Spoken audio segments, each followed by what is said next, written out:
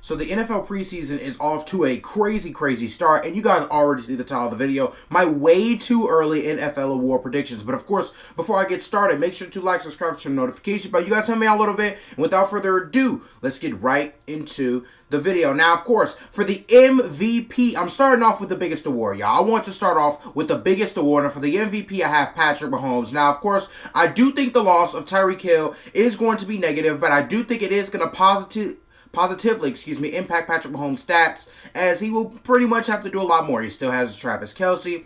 Juju Smith-Schuster has reportedly also looked really, really good in camp. And Mecole Hardman, while let's just say he's not Tyreek Hill, I do think he can become that deep ball weapon in Kansas City. And this will probably be the highest workload of Patrick Mahomes' career. The reason I think his stats will get better is he's going to have to improvise a lot more. And that just happens to be a major strength of Patrick Mahomes. His ability to improvise, get out of the pocket, and really, really challenge NFL defenses. I think Pat Mahomes is going to have to do that a lot more this year, and I think that's going to lead to more touchdowns, more yards, possibly more yards on the ground as well, and overall more production from Patrick Mahomes. I think Mahomes is on route to have a really big year, and I also think his teammate Travis Kelce is going to have a higher workload as well. I think Pat Mahomes and Travis Kelce will respond well, and I see Kansas City still being a great team. Therefore, my MVP, Patrick Mahomes, I think he wins it for the second time in his career. Now, Offensive Player of the Year up next. Now, of course, this guy, if you ask me, he should have won Offensive Player of the Year a really long time. Like, he should have probably won it last year. Let's just be honest. But Cooper Kupp had a great season. Yes, I'm talking about Jonathan Taylor. Now, of course, Jonathan Taylor has way better quarterback play this season. Not that Carson Wentz was bad, but I feel like Matt Ryan is definitely a better option. I think better quarterback play will be a positive when it comes to receiving. I think Taylor will have a much better year when it comes to the receiving game. And he will still be heavily relied on the rushing game. I do think he will produce, not equal, but I do think he will be able to get a little bit more of a balance in those two areas. And, of course, the last little note, he would have easily won the award last year if it wasn't for Cooper Kupp having an amazing season. However, he still had an argument. I think Jonathan Taylor wins Offensive Player of the Year next season.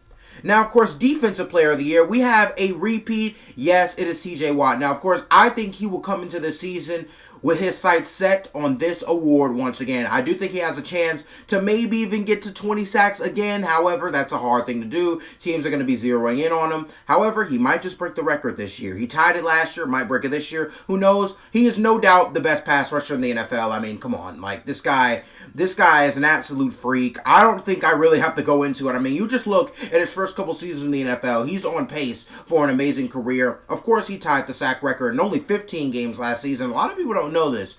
TJ Watt did not play 17 games last year. He actually tied the sack record and won less game than Michael Strahan broke it when he had 22 and a half sacks all those years ago. And if you ask me, there's probably, besides Aaron Donald, there's no better player on the defensive side of the ball than TJ Watt as of right now. I think TJ Watt goes and repeats, and I believe he continues his, in my opinion, Hall of Fame career and Hall of Fame resume already as a defensive player, one of the best defensive players in the league, and one of the best I've ever seen.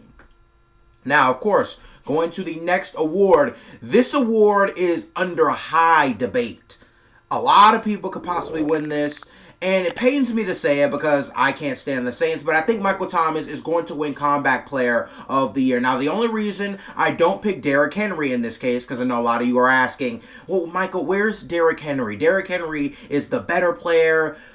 I think Derrick Henry has a high chance of getting injured again. His high workload, he's 6'3", his knees are beat up, his body's getting battered. I mean, he's a running back. Running backs don't usually last that long, especially with the workload that Derrick Henry has. So I think he has a higher chance of getting injured again. And it's been a long time, but MT, looking at him in camp, looking at him in preseason games, he looks fresh and ready to go. He looks great in camp. And I think Chris Olave, of course, the new wide receiver out of Ohio State that was drafted to the New Orleans Saints just this past season, just this past year, I think he will really help not only the Saints offense, but I think he will help the underneath game. You know, Michael Thomas loves to run those slants, those digs, those small routes. I think stretching the field is definitely going to help Michael Thomas with that. Also, I think Jameis Winston can help MT maybe push the ball down the field a little bit. And again, I think he's on pace for another great season. I think him and Jameis Winston make a great pairing. Jameis Winston can push the ball downfield. He's shown the ability to make better decisions last year, so I think that Michael Thomas is on route for a pretty big season and a Comeback Player of the Year season.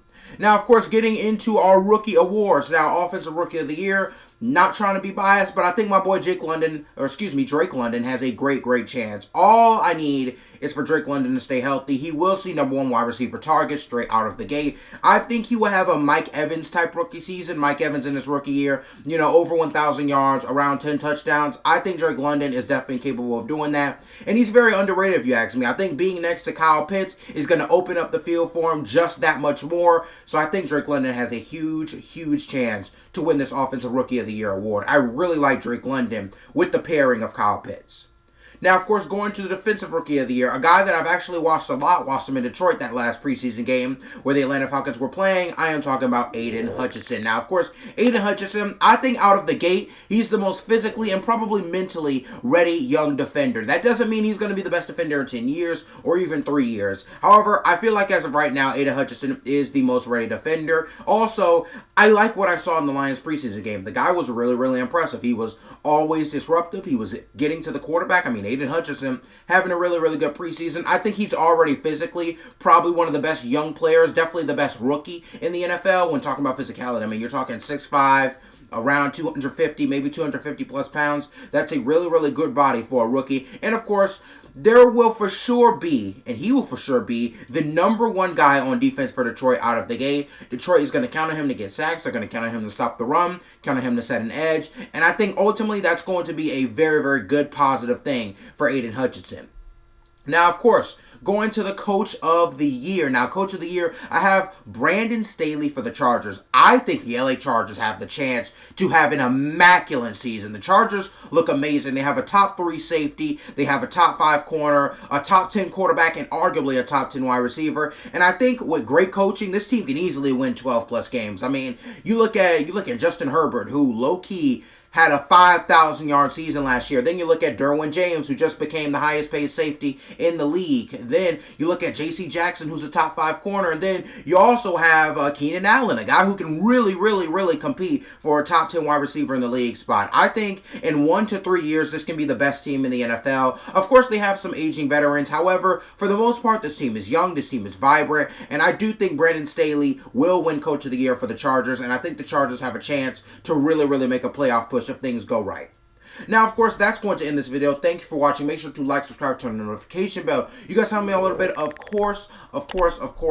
Let me know your award predictions. Did I get anything wrong? Is there anything you want to tink and maybe, fix up a little bit? Feel free to put them in the comments. Feel free to go on Instagram, DM me, whatever you want to do. And of course, another fun fact, it's the 22nd and the 21st, aka yesterday, was actually the 2-year anniversary of this channel. So I've been doing YouTube for 2 years now. For all those who've been with me the whole journey, thank you. For all of those who maybe just now subscribe, hey, thank you as well. I mean, hey, we don't all find the same people at the same time. I understand that. So thank you to all my subscribers, all the supporters. I plan on keep growing. I want to keep growing, keep doing well. My message to you is if you want to start something, if you want to be something, then go ahead, start it now, work hard, and you're going to see your dreams slowly start to come true. You're going to see them slowly start to happen. The best things happen slowly, but of course, I wish you guys nothing but the best. Stay loved, stay blessed, and without further ado, I'm going to end this video. Thank you for watching.